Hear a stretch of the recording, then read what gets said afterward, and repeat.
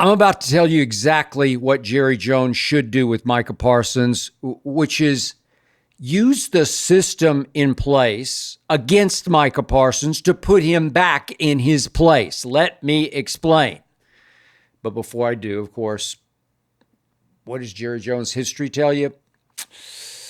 That he will cave in by next Monday or Tuesday at the latest, and that Jerry will proudly make his latest grandson, Micah Parsons, the highest paid defensive player ever, even though Micah obviously hasn't remotely earned that kind of money. Hear me out. I mean, come on. Jerry already said that back in March, eye to eye, man to man in Jerry's office, just Micah and Jerry, no agent involved, that Jerry offered Micah, and I quote, almost $200 million in guaranteed money. What?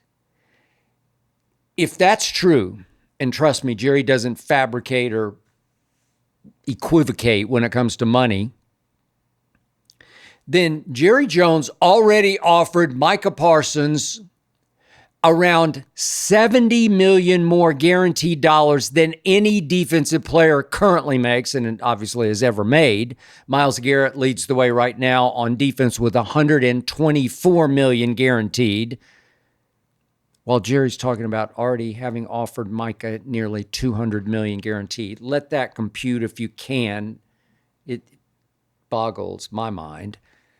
Look, $200 million guaranteed is more than all but 6 current quarterbacks make. That would be more than Lamar, Patrick Mahomes got already, more than Jalen Hurts or Brock Purdy got already.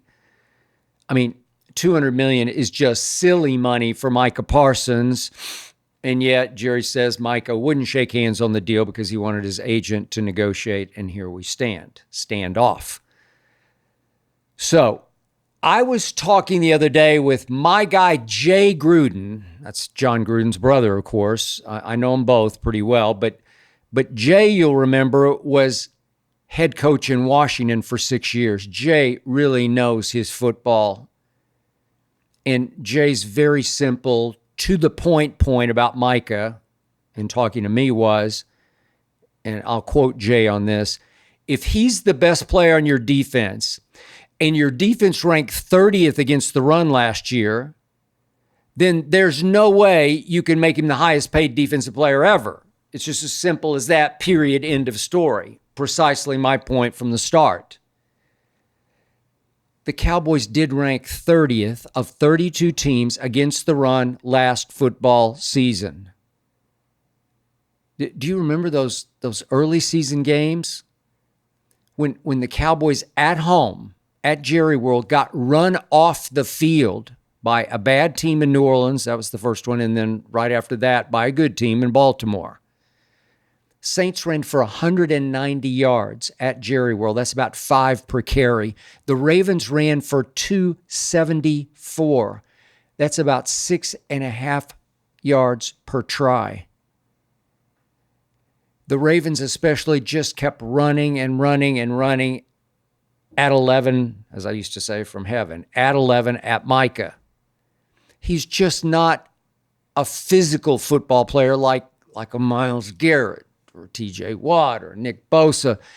You can neutralize Micah's extreme quickness, his extreme speed, his extreme athleticism by turning him into a liability against the run. Just a little light in the backside, as they say. And yep, I was watching Monday Night Football the other night when ESPN threw up in the fourth quarter a graphic about how Micah Parsons has led the league in quarterback pressures since he entered the league. Okay, but as I keep pointing out, since Micah entered the league, he's only 5th in sacks and 5th in hits on the quarterback, which is certainly not bad, but it's not most money ever paid to a defensive player. Look, I'm serious about this. I haven't seen Micah Parsons wreck a game since his rookie year before this league figured out how to deal with him.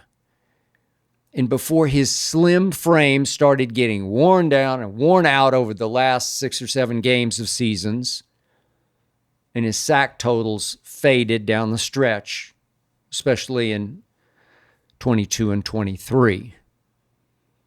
So I keep asking you out there, I know you get blinded by the Cowboy light, Cowboy Nation, but what does your eye test tell you about Micah Parsons? What does it tell you as you, if you watch as closely as I do, you keep waiting and watching and waiting and watching and wanting more and more. Show me something. What my eye test keeps telling me is that Micah Parsons doesn't create the consistent, relentless, beastly impact that Myles Garrett does and TJ Watt does and Nick Bosa does and Max Crosby does and does and does. I don't see it consistently from Micah. So here we go again. He's turned into just another flashy, overhyped Dallas Cowboy superstar who's about to be dramatically and comically and painfully and ultimately football tragically overpaid, way overpaid because he's overhyped. And remember, Micah doesn't have the added value of being a team leader. He's just not that. He's at least as interested in doing that weekly podcast of his as he is in winning and making himself the best football player he can be. I just never get the sense that Micah Parsons is all that torn up over losing. He's kind of unto himself. He's not a speech maker. He's not a tone setter in the locker room or on the practice field. I'm sorry. I just don't see it. I don't see the intangibles, and I don't see enough of the tangibles. So it's glaringly obvious what Jerry should do. He should just smile and say, we have a contract with Micah, and we expect him to honor that contract. Yes, sir. Light a new fire under Micah Parsons by just making him play out the final year of his rookie deal. Then, as the system allows, you can use the franchise tag on Micah Parsons next year and even the next year. That's what the collectively bargained system allows Jerry Jones to do, to keep Micah Parsons for the next 3 years. It's right there on a silver platter for Jerry Jones, a metallic silver platter. After all, Jerry did use the tag one time on Dak. Could use it twice on Micah. Micah going to retire? Is he going to quit? Just keep holding out? I don't know, keep getting fined? The tag would pay Micah pretty big money. About $27 million a year, but not $40 a year. Not almost $200 million of it guaranteed. Not cap-crushing money. Not soul-crushing money for all of us out here in Cowboy Nation. Us Cowboy fans. I'm lifelong diehard. Till death do I part. Dallas Cowboy fan since I was 10 years old. Come on, Jerry. Make your grandson Micah play mad next year. Make him play for the next 3 years with a chip on his shoulder pads. Give him some tough love for once. Don't spoil him. Make him boil over. I mean, maybe under this circumstance, Micah would turn into a beast of a pass rusher. Week after week, after Sunday, after Monday, after Thursday, after Sunday. Maybe he would turn into that guy. Maybe even carry you to a Super Bowl the way Charles Haley did 3 times in the 1990s.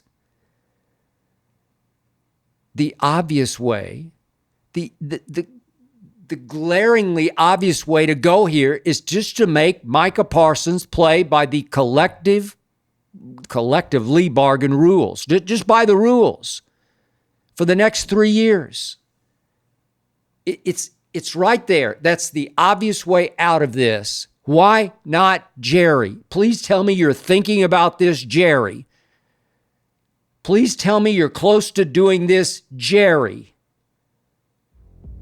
And for all of you out there watching, listening, just remember I said this right here today. Thank you.